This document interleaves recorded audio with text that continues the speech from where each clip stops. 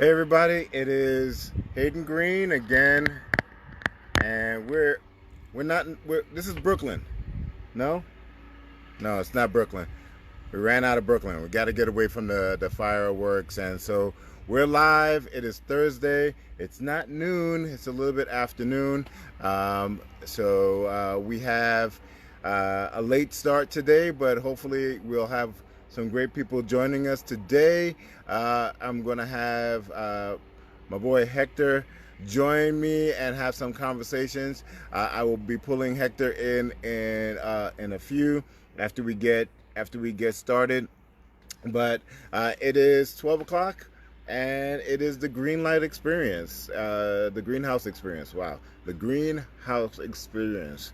The first rule of having a show is knowing what the name of the show is. Anyway, it's been an interesting week. You can hear geese out in the back, and you can hear lawnmowers, and so clearly we have made our way out of the city. And I don't know if there's still fireworks going off in Brooklyn, but there are no fireworks out here, and it's an undisclosed location. Yes, the greenhouse with green lights, right? Exactly. So we got a lot of stuff to talk about, and I wanted to. I'm gonna bring Hector in a little bit later as we get started, but I wanted to talk about a couple of things before we bring in Hector. Hector's ready and waiting, and I want to make sure that we have enough people to hear his hot takes. I said to Hector, I was like, "Hey, Hector, you ready to go live?" And he was like, "Yeah." I was like, "You have anything in particular that you want to talk about?" Hector sends me a list this long of stuff that he wants to talk about, and so we'll get to that in a minute.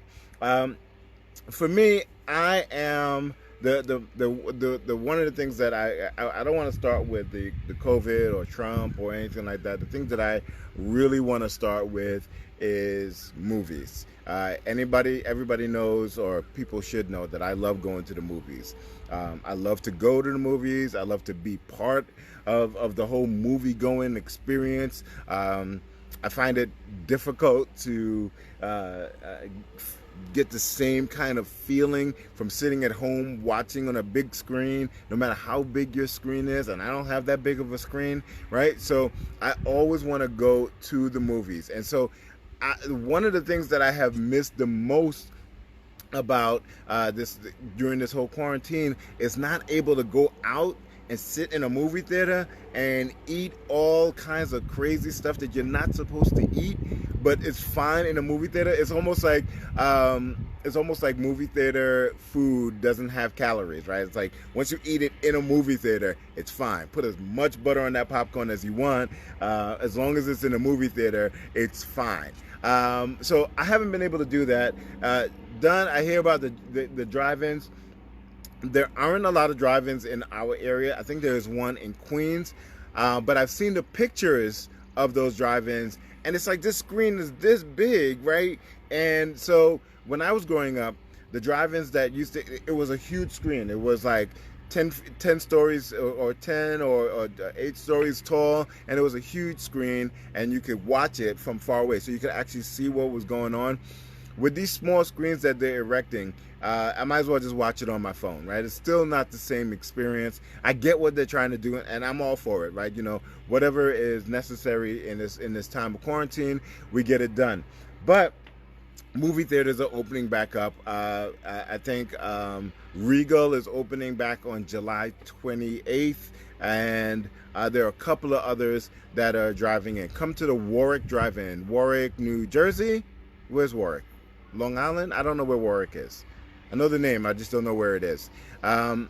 So yeah, I'll do the driving experience just to, because it's a throwback to when I was growing up, when I was younger. Yes, there was a time in this world that I was a young man, for those of you with the old jokes.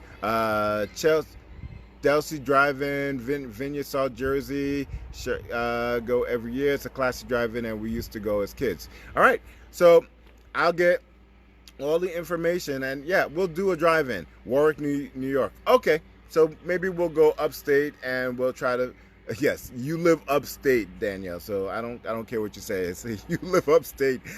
Anything above the Bronx for New Yorkers is upstate, just in case you're wondering. And so we are, you know, I'm trying to figure this out. So there are actual movie theaters that are opening right now, and I don't know about you, but I'm afraid to go. And I don't know if I'm alone in this. And so here's the thing, right? If everybody is afraid to go to the movie theater, then maybe there won't be anybody in the movie theater, and maybe I'll have a whole movie theater to myself. At any rate, there are a bunch of movies that are coming out that I really want to see. The remake of Mulan is coming out. And before y'all jump down my throat, the remake is not a musical. It is about this badass, Chinese woman, and she is taking on the Huns, and it is a really dope movie. So before y'all like, why are you so happy about a what you call it, a Disney movie? Because it's not like a Disney movie, right? Why movies are not the restaurants? I wouldn't go to either. I'm not going to the restaurants either. Just not going to do it yet. There's that movie. Then there is Tenet, Tenet, and I want to go see that. And that looks like a really dope movie there. And so there's a bunch of movies that I want to go see in the movies. And then I was like, and I kind of got accustomed to this. For those of you who are parents, you know that you will look at a preview and be like, oh my God, can't wait to go see that movie. And then you realize that the only movies that you actually go to see in the movie theaters are like animated films and kid movies. Just the way things go, right? So I've gotten accustomed to not seeing movies in the actual movie theater, but I'm kind of due at this point in time. I really want to sit down and look onto the left and look to the right and see this big expanse of an image. So that's the thing that's on my mind right now. I know it's a small thing, but when you start to look at all the things that you are missing, movie theaters are right up there with it. I also a couple of things are happening in the art world right now they are taking down a bunch of statues all across the country, and New York City is one of them. And so we can talk about this from the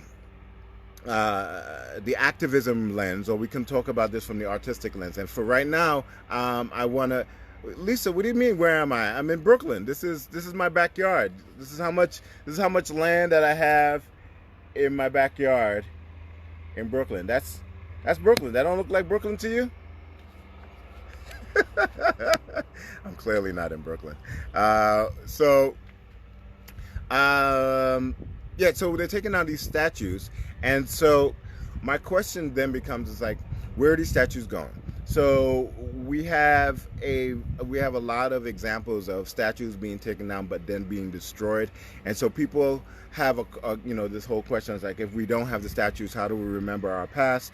There's a great Code Switch podcast episode about the taking down of statues, or the reimagining of statues, or putting other statues near these statues that are offensive, and just to have a juxtaposition.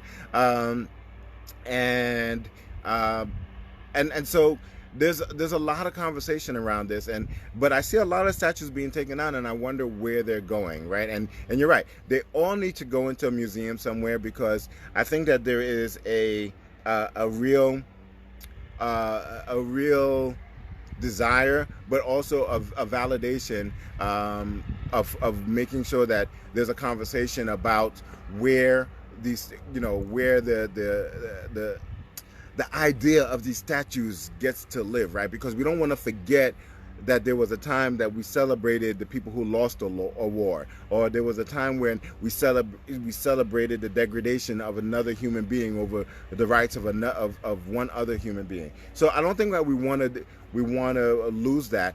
But I've walked into plenty of museums and been like, well, why is this statue here, and why are we celebrating this person? So I feel like almost inside of a museum, almost is almost the same thing. It's like whether it's outside in a park or inside of a museum, it again celebrates the thing that we are trying to get away from. And yes, in a museum you have an opportunity to have more of a conversation, more of a way of like connecting the dots, and it's not just this random thing that you walk by and have to make certain assumptions of. You have more of an opportunity to have a conversation around that, but it's still so gritty, right? Like I walk in and like, for instance, the Teddy Roosevelt statue. For the record, the first day that I ever went to the Museum of Natural History, I walked up to the statue and wondered if, I was the only person who was seeing this, because I could not for the life of me understand why everybody was making a big deal about everything around racism and bias and all the rest of the stuff. And here's this statue on Fifth Avenue, or whatever avenue it was on. Yeah, it's Fifth Avenue.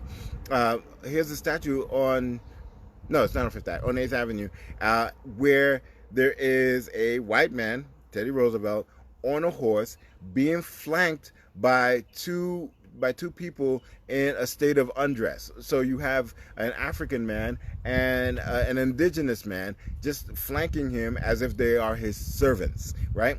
And it's like, it didn't sit well with me immediately. And I get it. Like, Teddy Roosevelt was one of the reasons that we have the Museum of Natural History.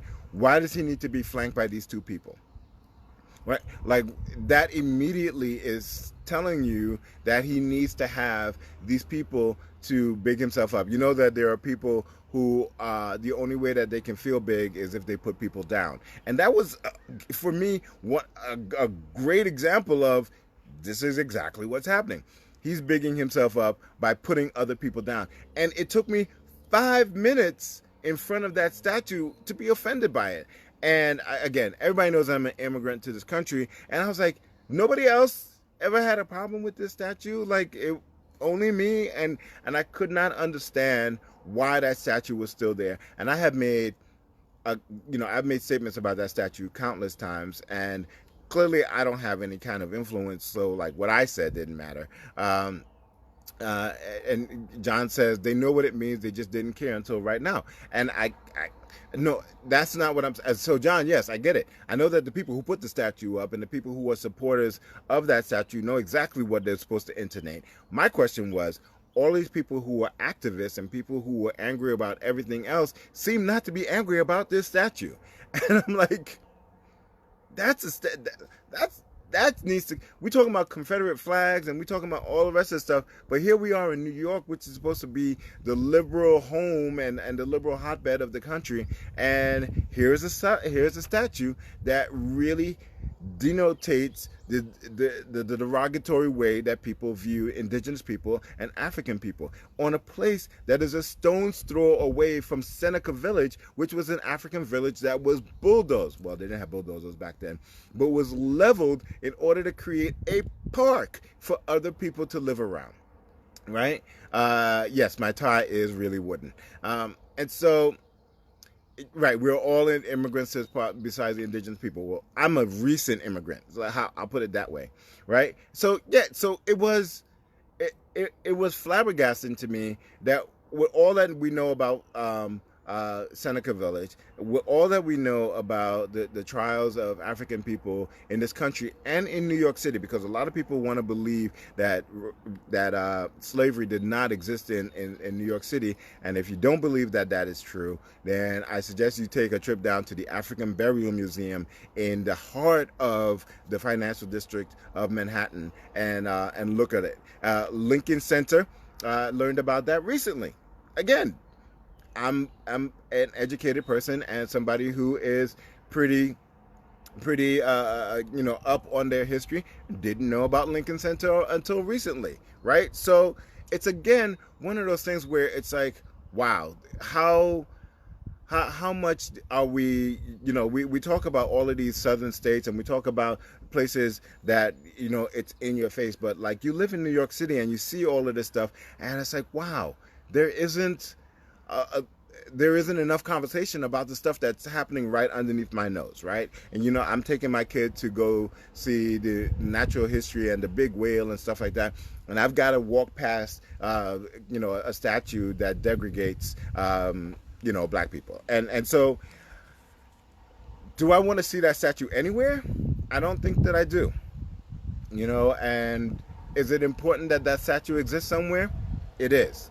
And therein lies the quandary, and therein lies the ambivalence between where these statues end up. And so I have real misgivings about all of these conversations about the taking down of statues, and I do definitely feel that they need to be taken down and put in a place where there is a forced conversation in order to see the statues, right? So, like, you can't see this particular statue unless you walk in through some sort of diagram or conversation piece that gets you to a place where you can understand what it is that you're seeing. Are they going to do that? I highly doubt that they will, right? So I want to just make sure that that's happening. The other thing is that there is a disparate understanding of how large these damn things are, right? So when you think of a statue, you're like, oh, I'm looking at it, and it's like, oh, this big. If we were to put these statues indoors, we are talking about statues that are huge and have to be put in the foyer, which means that it's now taking up a place of prominence. And again, here we go. The whole purpose of removing them was so that we don't celebrate them, but in order to put them indoor, you have to put them in kind of like a foyer, right? Sometimes you don't know what you didn't know. Didn't know the Negro League fell with Jackie Robinson's entrance into the major league. So that's the thing, right? So again, our history, the history of the formerly enslaved people, is hidden, and even the people who are products of that history don't get a chance to understand it. Like, the Negro Leagues were completely decimated, primarily because Jackie Robinson made it into the major leagues, and there are a lot of people who are like, they actually allowed Jackie Robinson into the major leagues so that the Negro Leagues could be completely wiped out, because the whole goal of the Negro Leagues was that they weren't allowing us to play in the major leagues. And then when Jackie Robinson made it, it opened the door for all of the really good players from the Negro Leagues to be playing in the major leagues, which meant one thing: the Negro Leagues were losing all of their players. And so we have that. The funny thing about that is that there's probably that same kind of feeling going on right now, because the amount of African American and black players in actual baseball right now is dwindling, right? And primarily because baseball is an expensive sport, and baseball is a sport that you need an actual field. Like football, you can play in the street. Basketball, you can play in your backyard. Soccer, you can play in the street. Baseball, you need a field, right? You need a place where you can hit the ball, and you need more than one person to play it. Basketball, you can play by yourself. Football, you can play with 4 people, right? You can even play with 3 people and a designated quarterback.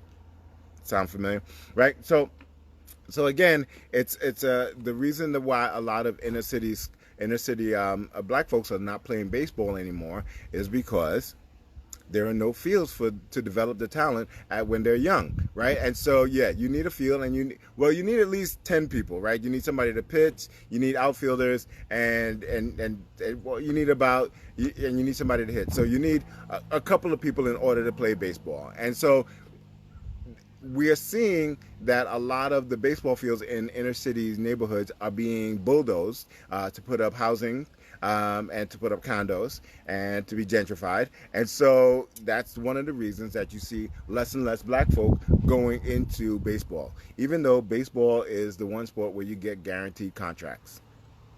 It's a whole nother podcast, a whole nother thing.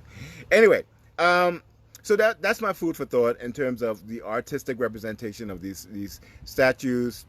I kind of got off on a tangent, but I want to bring Hector in, and hopefully he is available.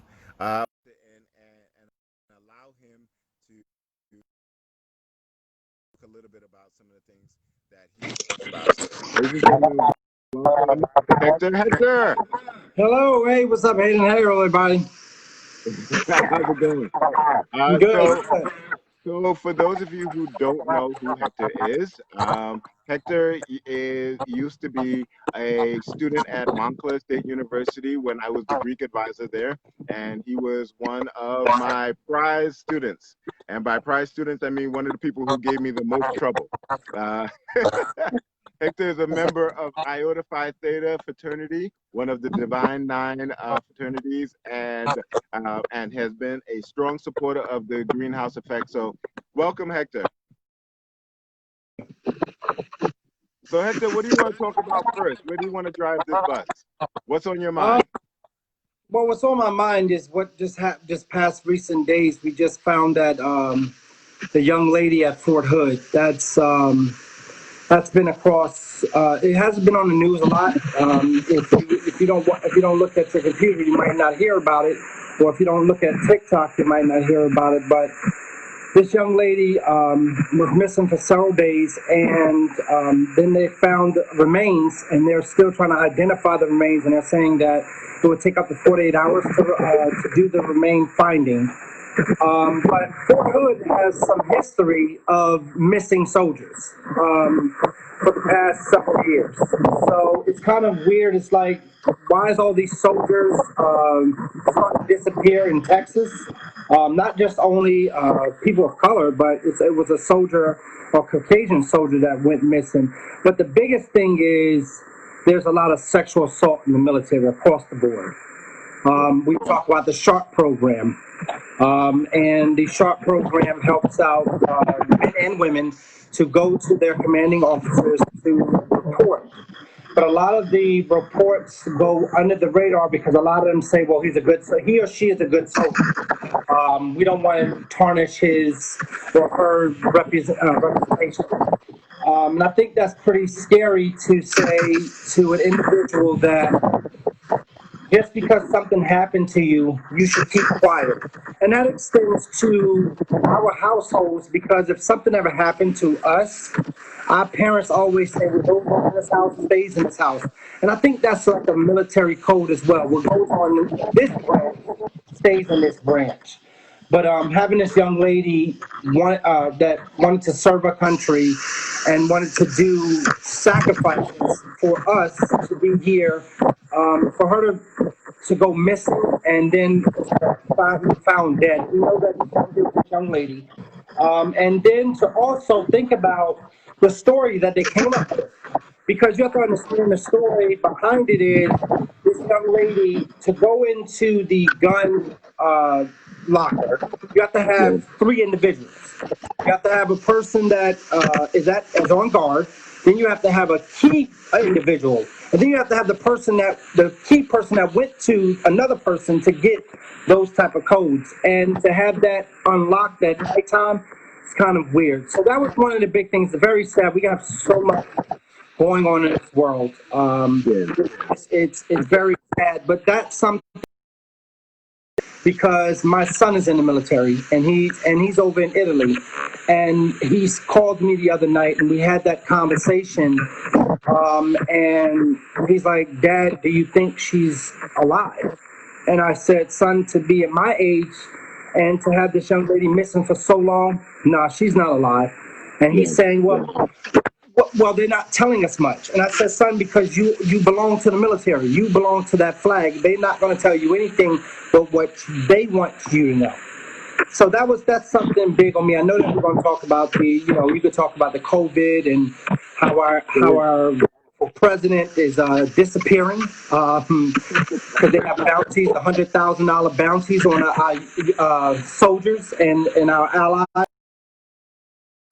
So, those are that I want to talk about, but it was one of the hard things of this young lady.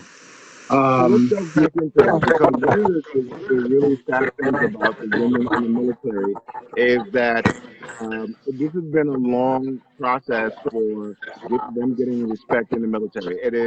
This is not new, right? So like the beginnings of women in the military have been started with like they were first allowed to be nurses or field technicians, i.e., helping the soldiers who were wounded get off of the field or taking food out to the soldiers and things like that.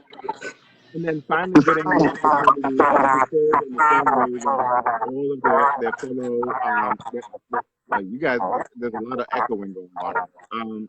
It's serving the same way that their fellow males are serving, and being put in the same barracks and being put in the same positions that their male counterparts are having is beginning to be well, not beginning, but it's always been a part of issue.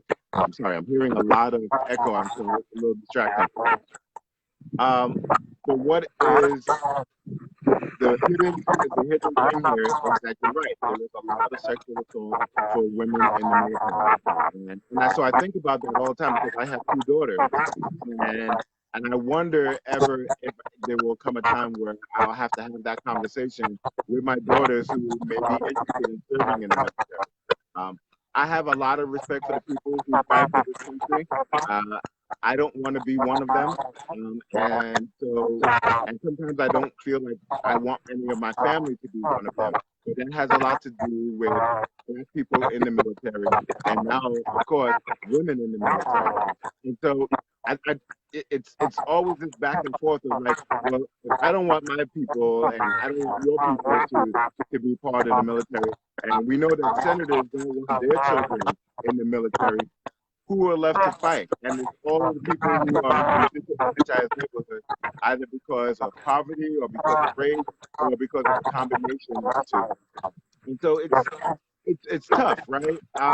And the military has never been, by design, one that's forthcoming with information. So where do you go from there, right? It's like it's built to be a secretive organization, and so they keep secrets within themselves and from the public. So, I pray for your son because it's like we want to make sure that all of our soldiers come home safe. But what do you do?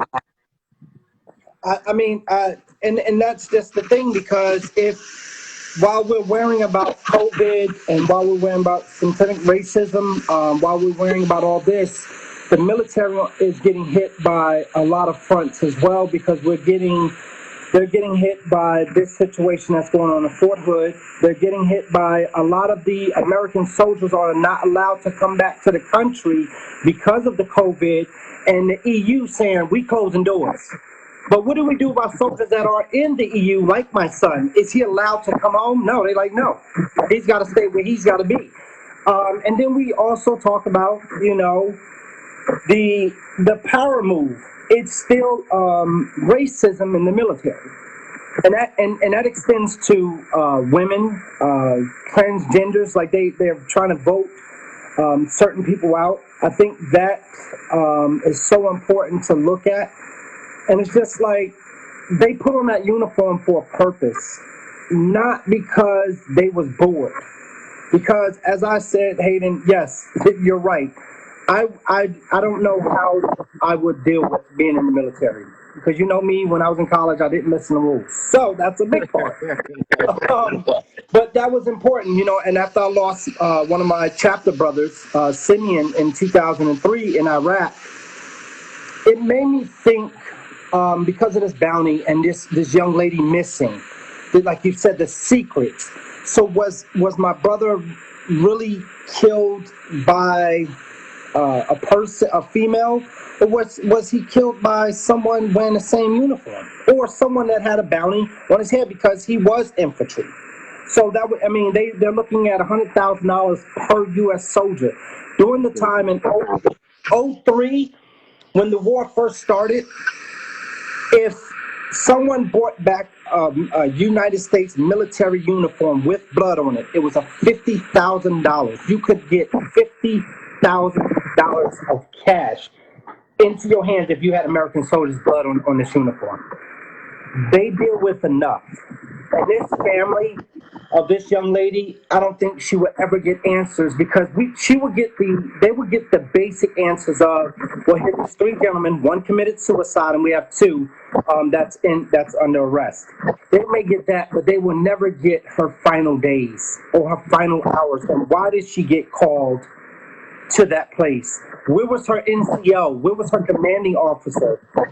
So many people up the ranks. Like, I believe that everyone should be brought in because there's so many people besides her as a private. Before her, there was so many people in front of her. So who knew that she was heading that way? Because I know for a fact if you're on base, your NCO or your commanding officer knows where you're at all times. So, and I mean, it's just, I mean, I don't know, Hayden. It's just kind of a very disturbing thing. And to see 2020 has been like, I'm ready to quit. I'm ready to turn in I'm ready to quit because it's just so much. It's very sad, and we're so afraid. Like, is this what they want us to do? It's to be if they want to put everything on the plate and say now you're afraid. Like, are we afraid to? We're just afraid to do everything. Yeah. So we're getting a lot of feedback. So I'm gonna thank you, and Yes. I'm gonna disconnect from you, and we're gonna continue. But I want to thank you for jumping on, and and we'll continue the conversation. And I know you'll continue to post as you go along. But thank you so much, brother. It's so good to see you. Yes, Hayden. Thank you, brother. All right. And that's real. Like, thank you so much, Hector, for jumping on. And that's real. Like, we have a place where we're wondering constantly, is the goal to have us be afraid? And so, what I want to say definitely to Hector is, don't quit. we There's a whole lot of life ahead of you, and there's a whole lot of places that we need your energy, and we need your mind. But there is so much going on, and it's all happening all at once. And again, like we said in weeks past, it's like we don't have sports, we can't go out to movies, we can't go out to eat. We're all home from work for those of us who are not essential workers, and so now we can focus on the things that have been bothering us for a long while. And I thank you for bringing this case up, because it is indicative of these underlying problems that are happening in our military, that are happening in our neighborhoods. This is not just specific to to the military, because this happens in the police forces, whether it's the New York City police force or some other police forces. It happens in our places like the medical area, right? So I know that there are nurses who deal with a lot of sexual violence and just downright derogatory statements from male doctors, and women doctors who are women, having to deal with chauvinistic things from their counterparts and not getting a fair shake. And so this has nothing even to do with whether or not they are qualified, because clearly if they are in the hospital, they are qualified. And it's all over, right? And so really understanding that there's a lot of stuff that now is started to be the peel back. The cloak is started to be peeled back from a lot of different things, right? And so we're being able to see it now because we have the time. And this is one of the things that I talk about on a consistent basis. When we are working and we're going to school, or we are able to distract ourselves from what is going on right under our noses, that's what people are counting on. Politicians count on it. Our legislators count on it. People who are abusers are counting on it. They're counting that it'll be a blip, and then people will get distracted with something else and not pay attention to it. So whereas it's at the forefront of your mind, the people who have to do something about it are distracted by other things, right? And so I think that this is the reckoning in this world, and definitely in this country, where everything that becomes everything that is an issue now gets to be put on the table, and people are paying attention to the stuff that we have been talking about. And when I say we, I mean all disenfranchised groups, right? So whether we're talking about black folk, whether we're talking about Latino folk, whether we're talking about women, whether we're talking about LGBTQ, whether we are talking about people, all kinds of people who have not found that they have gotten their fair shake in this American society, are now standing up and saying, well, since you're listening, here's some other things that you want to take into consideration. And I'm here for all of it, right? I'm here for everybody getting their just due. My only question, and it's not even a question, is that we have got to be really strategic about what's happening, and really strategic about how we move the issues along, because there's a term called intersectionality, which talks about the fact that we are not one thing. I am not just a man. I am not just a black person. I am not just an immigrant. I am not just an educator. I am all of those things all of the time, and at different points in time, different parts of my identity stand out at the forefront. And so there are days that I am black, there are days that I am more man, there are days that I am more Trini, there are days that I am present more as an educator, there are days that I present as a father, there are days that I present as a son. And so those are all of my identities, and they intersect in different ways and at different times. And so in the same way that they intersect in my own persona, they also intersect in the things that are important to this country and to me in particular. And so right now we are focused on race in this country, and there are a lot of different identities that are trying to conflate that message by saying, it was like, well, while we're talking about race, we need to talk about this too, and while we're talking about race, we need to talk about this too, and so if the message gets muddled, and I know this is one of those things where it's like, while we've got your ear, here's all the other crap that's going on in our lives, but if the message gets muddled, and if the message is not pristine and clear, we will end up on the back end of this back in the same place that we were before, which is, well, there was too much to talk about, and therefore I couldn't pay attention to anything. There's a term called choice paralysis, and this is what happens when you have that friend who goes to McDonald's with you, looks at the menu, even though the menu hasn't changed in 100 years, and goes, I don't know what I want. And what's happening in that moment is that they had so many choices that they can't make any one choice. And that's called choice paralysis. And when presented with a number, and when lawmakers and people in power and CEOs and all of these people who have an opportunity to change this world, when presented with all of these different choices, all of the different choices, you have they go through what's called choice paralysis. It's like, oh man, what do I address today? Do I address the LGBTQ issue? Do I address the race issue? Do I address the sexism issue? Do I address which one of these issues do I address today? Because I've had all of this stuff in front of me, and this is one of the things that I keep on saying is like, we have to be really careful about how we attack all of these different things.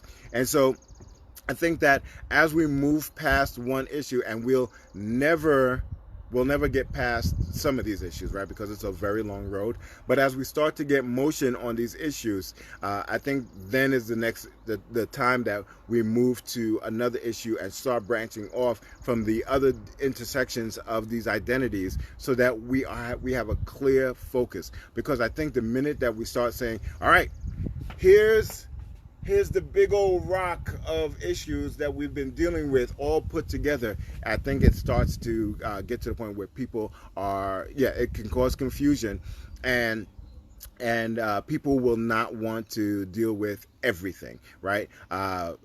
People are singularly minded. Like, think of yourselves, right? It's like, all right, if I could just focus on this one thing, get this one thing done, and then move on to this thing, whether it is a task at work or something that you have to do at home, if I could just work on this one thing, then that thing will get done. And you're right.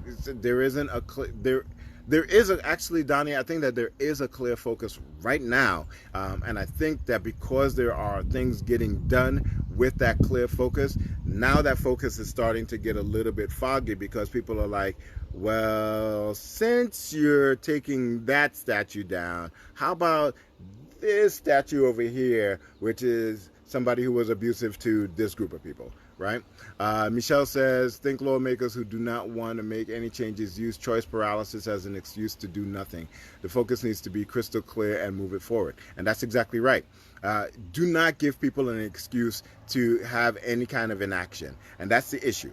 Don't give people a chance to say, well, like, you didn't tell us exactly what you wanted, so we didn't know which thing to address, right? I think that we need to be singular in our focus, and for those people who are working on that singular focus to not be distracted by a number, especially when it is their disparate causes. And I'm not going to say what those are because in the moment it's obvious what those disparate causes are. But a lot of times it's like, all right, we're working on this one thing, and then something comes from all the way over here and says, well, since you're there, let's, it's like you're at the grocery store. It's like, oh, well, since you're at the grocery store picking up milk, can you also pick me up a rifle?